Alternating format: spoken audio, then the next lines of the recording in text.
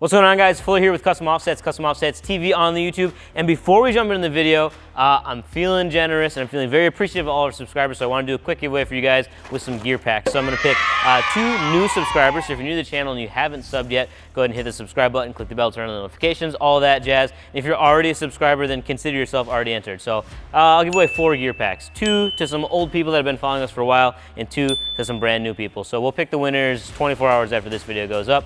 Just a really fast thing. So jumping into it then, what this video is about, obviously you probably read the title, you're probably wondering what's going on, and we kind of are too.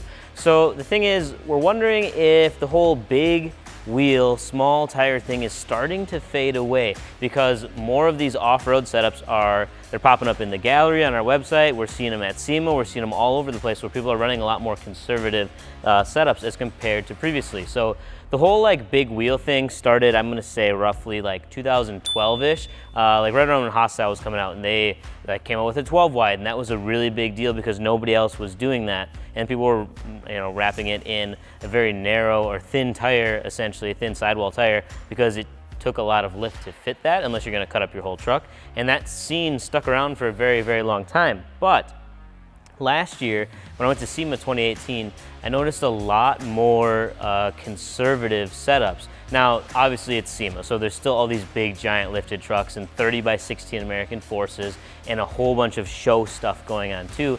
But then there was a much larger portion than previous years of these like Overlanders and Baja style, pre-runner style vehicles that I think more and more people are getting into. And I think why that's happening is not only, like price is one part of it, because a 17 by 8.5 is going to cost less than like a 24 by 14. But not in every case, because there's also companies out there making really, really high end, really strong, smaller wheels also for that off-road and overlanding kind of movement that's happening. Now, I think a lot of these guys aren't actually using their vehicles to the full potential that they could be, but they just want that style. It's like anything, there's a lot of people out there that do certain modifications just for looks rather than actual performance. But at the same time, there's lots of people that are getting into more performance-oriented situations with their vehicles because they see all the cool videos online of like the overlanding trips and things like that, and they want to get into it. It looks like a good time.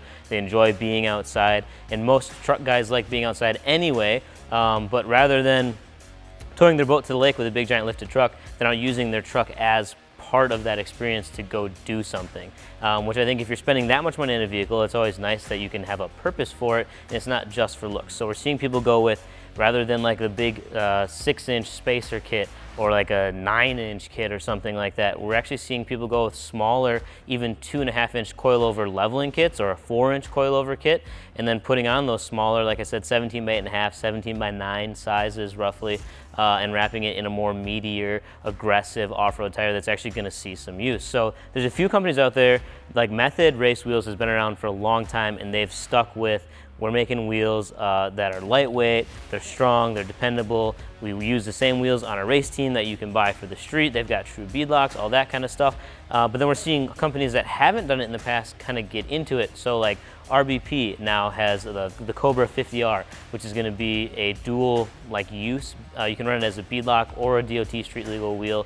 You've got companies like Venom Rex coming out with very high end, but smaller, more conservative fitment wheels.